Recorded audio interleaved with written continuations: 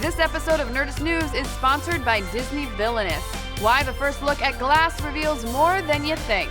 Thanks to Scoop Masters over at Entertainment Weekly, we are getting our first official look at M. Night Shyamalan's superhero crossover flick, Glass. And while we have seen plenty of behind-the-scenes videos, and we also know there was an unreleased trailer shown off at CinemaCon earlier this year, these new images are giving us our first real clues as to where the flick is heading. Interest in a sequel to Unbreakable has been floating around since the film was released in 2000, and when Split dropped, everyone was shocked to see Bruce Willis's cameo as David Dunn, which confirmed that Split was in fact in the same universe as Unbreakable. As a sequel to both Split and Unbreakable, Glass will unite three of the main characters of Shyamalan's superhero universe: Unbreakable's Elijah Price, the super fragile wheelchair-bound mentor, friend, and ultimately archenemy to Bruce Willis's indestructible David Dunn, aka the Sentinel, as well as Split's Kevin Crumb, aka the Horde, as played by James McAvoy. So what do these first official images of Glass tell us about the upcoming crossover film?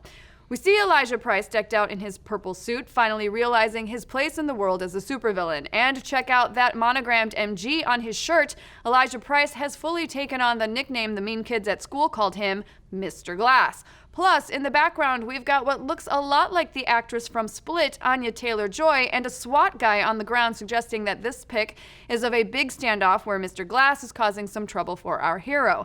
In the next image, we see James McAvoy's antagonist with that same actress who played Casey Cook, one of his kidnapping victims in Split. When they last faced off in Split, Kevin Wendell Crumb spared Casey's life because he sensed that her heart was pure and she shouldn't be a sacrifice to the beast. Clearly, the two's relationship has continued to change if she's visiting him in an institution. We also have a shot of Sarah Paulson as the Three Supers psychiatrist. Colors are very important in Shyamalan's films, with purple, yellow, and green representing Mr. Glass, Kevin, and David Dunn. So Paulson's character being dressed all in gray could mean she's the harsh reality that the three patients have to face. But the shot that really gives us the heart of the film is the one of Elijah, Kevin, and David all together in an institution.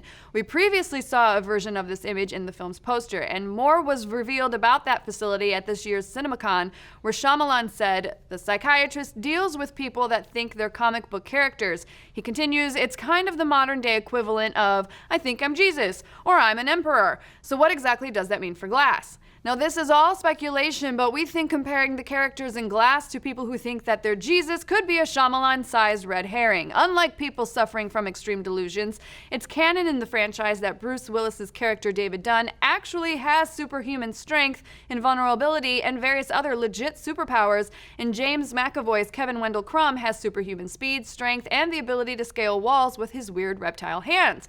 So if they are essentially real-life comic book characters, why is Sarah Paulson trying to convince them otherwise? One potential theory is that they've lost their powers. David Dunn's shackles show that, for him at least, that's probably the case. Being an original IP, there's not a long box worth of world lore that we can draw from about the series, but the franchise does follow a lot of traditional superhero tropes.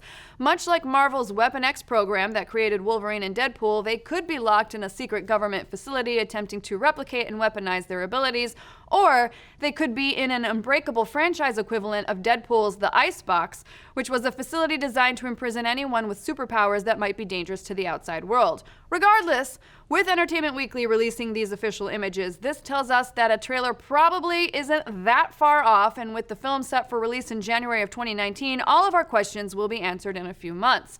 But what do you folks think? Do these images make you more excited about Glass? Why do you think they're in that facility? Could there be any more M. Night Easter eggs in Glass? The Last Airbender? After Earth? The Happening? Let's discuss. See ya.